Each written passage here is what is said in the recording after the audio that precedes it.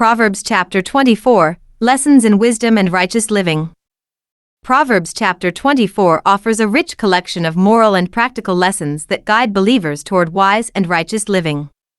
It speaks to the importance of integrity, self-control, humility, justice, and diligence, contrasting the fleeting success of the wicked with the enduring stability of those who follow God's wisdom.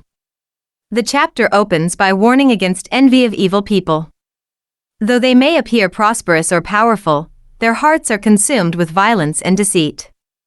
The message is clear: the apparent success of the wicked is temporary, and aligning oneself with them leads only to ruin. Instead of pursuing what the ungodly have, one should seek wisdom, for through wisdom a house is built and established. This idea of building with wisdom suggests that a meaningful and lasting life is founded not on wealth or influence but on understanding, knowledge, and sound judgment. The text continues by emphasizing that true strength is found in wisdom and counsel. A wise person is strong not because of physical power but because wisdom equips them to face life's battles with discernment. This strength grows through collaboration and the seeking of advice, for in a multitude of counselors there is safety. By contrast, the fool finds wisdom unattainable, unable to even speak wisely in public settings where discernment is required. The chapter describes the schemer, one who plots evil, as someone whose very thoughts are sinful. It is not only wicked actions but also the devising of foolishness that offends God, showing that sin begins in the heart long before it appears in behavior. Another important lesson in this chapter concerns perseverance and moral courage. If you faint in the day of adversity, your strength is small, Proverbs declares, teaching that the true test of character comes in times of hardship.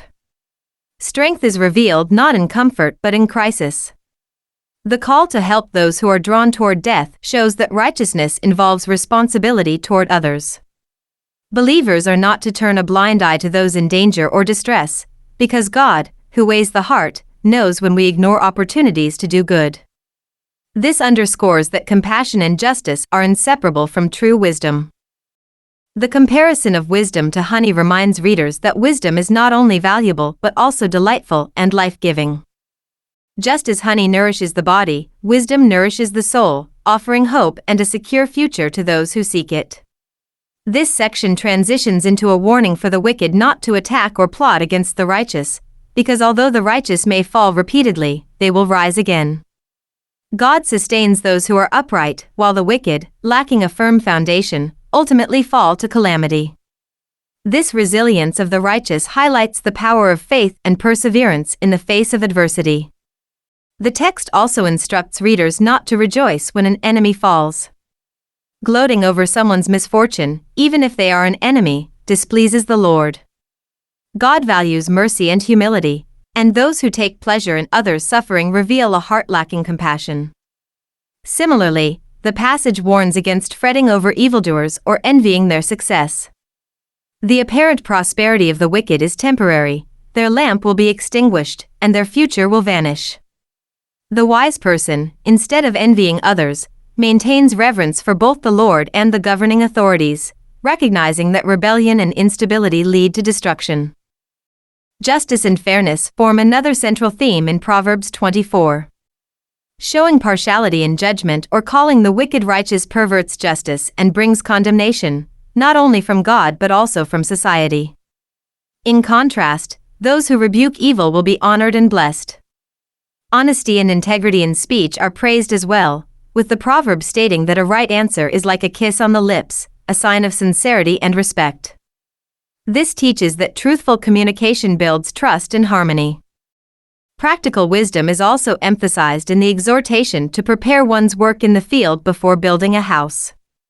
This encourages planning, responsibility, and foresight, qualities essential for stability and success. Rash or impulsive decisions lead to failure, while orderly diligence creates a firm foundation for life.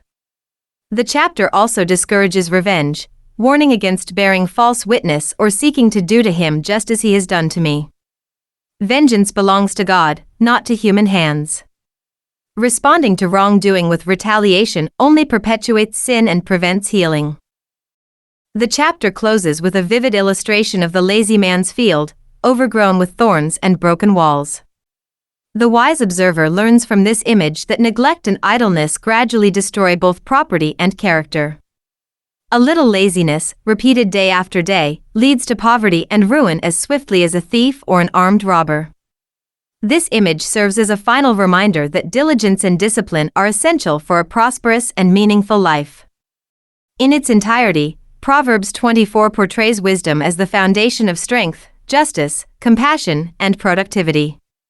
It teaches that life built on godly understanding endures adversity and flourishes, while a life of foolishness, envy, or laziness collapses. The chapter calls believers to live with moral integrity, to act justly toward others, to remain humble before God, and to work diligently in all things. In doing so, they not only secure their own well-being but also reflect the wisdom and righteousness of God in the world. Chapter 24. Do not be envious of evil men, nor desire to be with them, for their heart devises violence, and their lips talk of troublemaking. Through wisdom a house is built, and by understanding it is established. By knowledge the rooms are filled with all precious and pleasant riches. A wise man is strong, yes, a man of knowledge increases strength. For by wise counsel you will wage your own war, and in a multitude of counselors there is safety. Wisdom is too lofty for a fool, he does not open his mouth in the gate.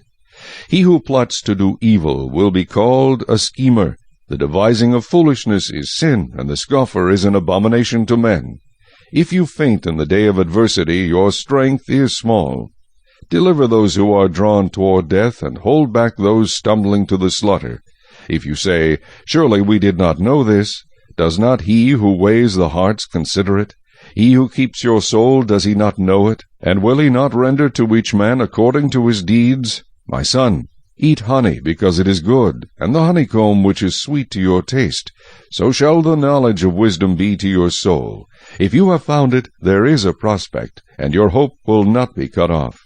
Do not lie in wait, O wicked man, against the dwelling of the righteous.